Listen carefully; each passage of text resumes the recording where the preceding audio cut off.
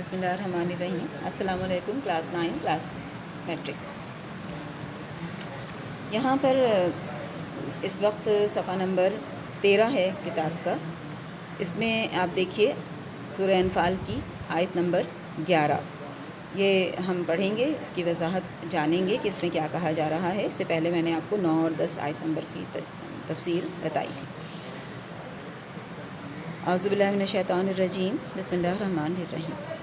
اذ یغشیکم النعاس امانۃ منہ وینزل علیکم من السماء ماء لیطہرکم بہ ویذہب عنکم رجز الشیطان ولیربط علی قلوبکم ویثبت بہ الاقدام۔ جب اس نے تمہاری تسکین کے لیے اپنی طرف سے تمہیں نیند کی چادر اڑھا دی اور تم پر آسمان سے پانی برسایا تاکہ تم کو اس سے نہلا کر پاک کر دے اور شیطانی نجاست کو تم سے دور کر دے، اور اس لیے بھی کہ تمہارے دلوں کو مضبوط کر دے اور اس سے تمہارے پاؤں جمائے رکھے۔ اس سے پہلے بچوں آپ کو آیت نمبر 9 اور 10 میں بتایا گیا تھا کہ جو ہے وہ جنگ بدر میں مسلمانوں کو کیا کیا مسائل درپیش تھے، پانی کی کمی اور گرمی کی شدت اور افراد یعنی لشکر کی تعداد کی کمی، پھر اسلحہ نہ ہونا، ہتھیار نہ ہونا، مقابلے میں کفار کا ایک بڑی یعنی تعداد ان کے پاس جنگی اسلحہ، ساز و سامان، ہتھیار، ہر یعنی چیز سے، ہر طرح کی جنگی تیاریوں سے وہ آراستہ تھے۔ ظاہر ہے کہ ان تمام حالات کو دیکھتے ہوئے کوئی بھی یہ سوچنے پہ مجبور ہو سکتا تھا کہ ہمیں فتح حاصل نہیں ہوگی، ہم اس جنگ میں بری طرح سے شکست کھا جائیں گے۔ تو مسلمانوں کا بھی یہی حال تھا کہ وہ شکست کے خیال سے بہت زیادہ خوفزدہ تھے۔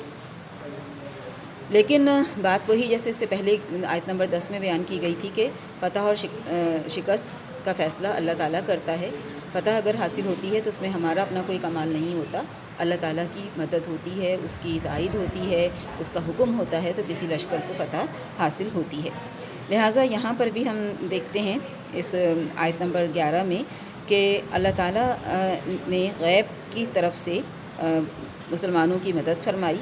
سب سے پہلے تو جو اس میں بتایا گیا ہے اس آیت میں وہ یہ کہ فرشتوں کی فوج آئی۔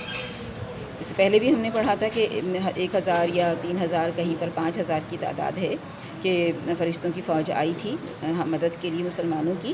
تو مسلمانوں کی طرف سے یہ فرشتے آئے، اللہ تعالیٰ کی طرف سے یہ فرشتے آئے، مسلمانوں کی طرف سے انہوں نے کفار پر حملہ کیا۔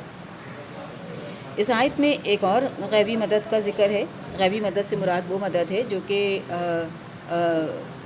اس طرح سے آتی ہے کہ جس کا بظاہر کوئی امکان نہیں ہوتا، جس کے بظاہر کوئی آثار نہیں ہوتے، بظاہر مطلب ہمیں اس کے دنیاوی لحاظ سے کوئی ریزن سمجھ میں نہیں آتے، ہم سوچ بھی نہیں سکتے ہیں کہ اس طرح سے ہو جائے گا، لیکن جب اللہ چاہتا ہے تو اپنے بندوں کی مدد اپنے پاس سے کرتا ہے اور یہ غیبی مدد کہلاتی ہے۔ تو حق تعالیٰ نے اپنی قدرت کاملہ سے بے موسم زور کی بارش میدان بدر میں برسائی۔